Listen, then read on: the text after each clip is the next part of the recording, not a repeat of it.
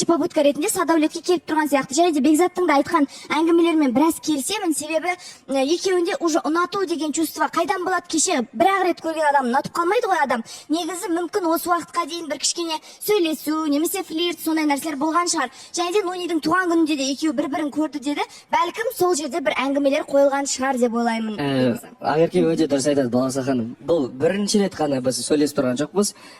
Мен айттым ғой, жобаға дейін мен сізді бір жерден көрген сияқтымын дедім. Сөйтсем шынымен де көрген болып шығыппын.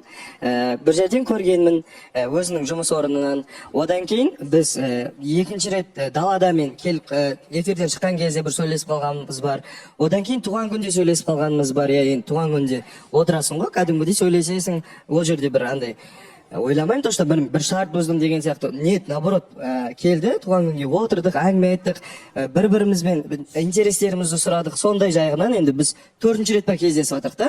И бұл әңгіменің бәрі қалай айтылып жатыр? Потому что біз бір-бірімізді уже кішкене болса да білеміз да. Что маған не ұнамайды, мысалы мен не намысыма тиеді деген сияқты нәрселерді бұл қыз прекрасно біледі. И мен де білемін. Бірақ дегенмен Садәулет 4-ші рет кездесу деп айтуға келмейтін сияқты. Неге? Себебі сыртта кездесіп қалып, екі ауыз сөйлесу деген адамды білу деген емес.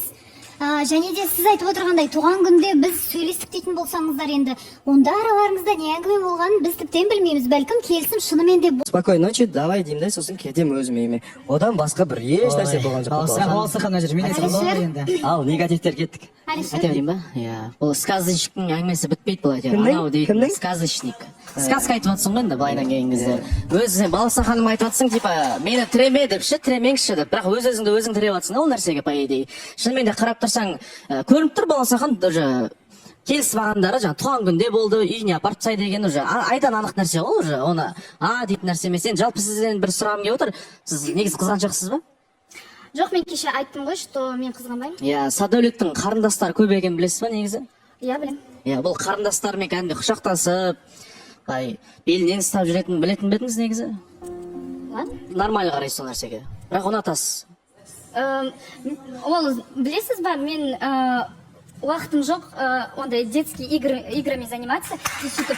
Ой, сен мынаны белін ұстадың, сен анан шекесін сүйдің деп. Жоқ, бопты, енді бұл екеуіне уже понятно, білмеймін Балауса ханым, екеуінде ешқандай ұнату сезім ештеңе жоқ, просто эфирдің әңгімесімен келісіп алды ма, білмеймін неме келісіп алған. Бірақ енді мен Садәулеттен сұрағым бар, негізі Балауса ханым байқап жүр 3-4 күн болды. Жаңағыдай Ақеркемен что-то көп құшақтасып, сондай дүниелерді байқап жүр. Мен ғана емес, қатысушылардың бәрі байқап жүр. И соны түсінбедік, сол қандай не ол? Вроде сұрасаң қарындасым дейді, досым дейді, бірақ енді қарындасың белінен құшақтау деген менің ойымша ұят нәрсе сияқты Балауса ханым. Соны сұрайын деп едім Садәулеттің өзінен. Айтатын уақыт келген сияқты Балауса ханым. Бір айта алмай жүреді негізінде. Ақерке негізінде шынына келетін болса, ол менің қарындасым. И бұған біз 5-ші сезоннан көп адамдар, көп достарым білмейтін әңгімені Ақерке біледі. Сол үшін маған қиын кезде жалпы айтайын, маған ақшалай да көмек берген адам, қалай айтсам болады, бір братская любовь дейді ғой, кәдімгі туған ағасын көргенде мені көрсе тамағын істеп қояды, короче, бүкіл жағдайымды сұрайды. Вот сондай адам да бұл мен үшін өмірімде. Мен мысалы айтамын ғой, ой, тамақ дайындап қояды, болмаса алдырып қояды деген сияқты. Мен иногда кешігіп жатсам, Ақерке звондаймын да, Ақерке, осылай, типа, мен кешігіп келе жатырмын деген сияқты. Сол кезде мен ойлап жүрмін. Мынандай әңгіме ғой енді. Жоқ, енді мен білем, ондай әңгіменің айтылатынын, енді білмеймін, бірақ белден ұстау, жаңағы неше түрлі әңгімелер айтылды, мен белімнен ұстаған не помню, просто құшақтасу, ондай нәрселер болады, мен білмеймін. Енді мен негізі осы жобаға келгенім үшін, мен өзім туған ағам бар, мен туған ағам менімен араласпай кеткен болатын. Екеумізде қазір связь ештеңе жоқ, и мен үшін ағаның орны өмірімде қатты бөлекті, мен өзімнің де ағаммен солай араласқан адаммын, и мен Садәулетті, одан кейін Айбекті тура сондай бір рөлдерге қойғанмын да, осы именно қатысушылар ішінен.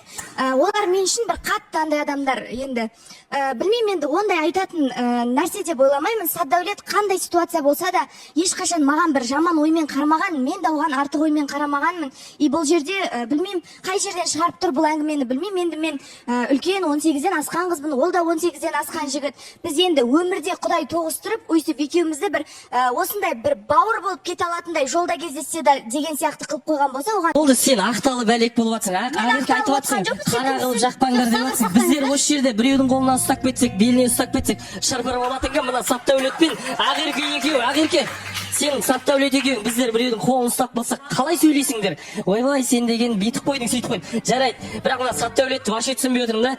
Қазір жоқ отыр, қазір Ақеке жауап беріп үлгересің. Жоқ, саттәулет отыр да кәдімгідей саспайды. Сен мысалы мына жақта айтып жатыр, қарындасың деп жүрген адамның белінен ұстап жатсың дейді. Сен ойлашы, қарындасыңның белінен ұстадың деп саған кінә тауып мысалға да айтып жатқан кезде қалай жерге кіріп кетпей отырсың деймін да, ұяттан.